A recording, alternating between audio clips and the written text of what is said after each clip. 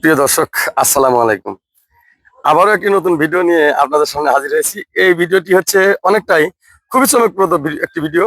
দেখতে থাকুন। এবং আসলে সুপ্রিয় দর্শক, আমাদের এই রেল সেতুটা হচ্ছে আমাদের উল্লাপাড়া থানাধীন সলপ না তথা পঞ্চকুশি ইউনিয়নের মধ্যেই এই রেল সেতুটি।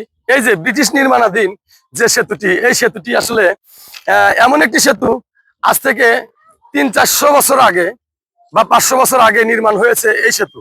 কোনো আহ, মানে কোনো মেরামত ছাড়া বা কোনো সংস্কার ছাড়াই আজও চকচকে ঝকঝকে আছে এই সেতুটি। তো দেখতে থাকুন আজকের এই সেতুটি। তো উল্লাপাড়া তথা পঞ্চকৃষি ইউনিয়নের মাঝ বরাবর যে যে সেতুটি নির্মাণ হয়েছে, এই সেতুটি আপনাদের সাথে শেয়ার করতে যাচ্ছি। সেতুটি আজ থেকে প্রায় প্রায় 500 বছর আগে, প্রায় প্রায় 500 বছর আগে এই সেতুটি নির্মাণ হয়েছে। দেখতে থাকুন। এই যে এটি হচ্ছে এটি হচ্ছে ব্রিটিশ নির্মাণাধীন যে সেতুটি, সেই সেতু। আসলে এটি এমন একটি নির্মাণ যা আমাদের বাংলাদেশ তথা এশিয়া মহাদেশের মধ্যে একটা গৌরবময় দৃষ্টি স্থাপন করে গেছে ব্রিটিশ সরকার। আসলে এদেরকে ধন্যবাদ না দিলেই নয়। আমাদের বাংলাদেশের মতো একটা ন্যূনতম একটা দেশে এরকম ধরনের হাজারো হাজারো নির্মাণ তাদের আছে।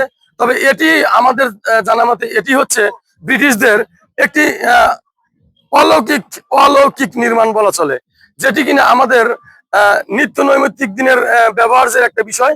আসলে এই সেতুটি এতটাই এতটাই লংজিভিটি, এতটাই এটি মজবুত বা এতটাই সুন্দর যে যেটি যেটি কিনা আমাদের বাংলাদেশের অনেক বড় বড় নির্মাণাধীন শৈলীকেও হার মানায়।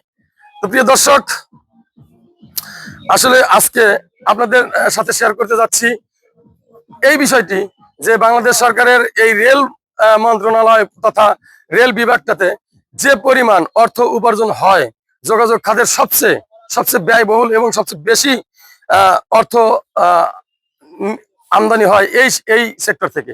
আর এই সেক্টরটাকে বাংলাদেশ সরকারের উচিত বা আমরা মনে করি, আমরা সাধারণ জনগণের পক্ষ থেকে মনে করি যে এই খাতটাকে অনেকটাই সুন্দর সাজানো গোছানো করে সাজিয়ে বাংলাদেশের আপাময় জনতার সামনে উপস্থাপন করাটাই বাংলাদেশ সরকারের মোক্ষম কাজ বলে মনে করি। প্রিয় দর্শক, ভালো থাকবেন, সুস্থ থাকবেন। আল্লাহ হাফেজ। আচ্ছা না, 2 মিনিট 55 সেকেন্ড। হ্যাঁ, কয়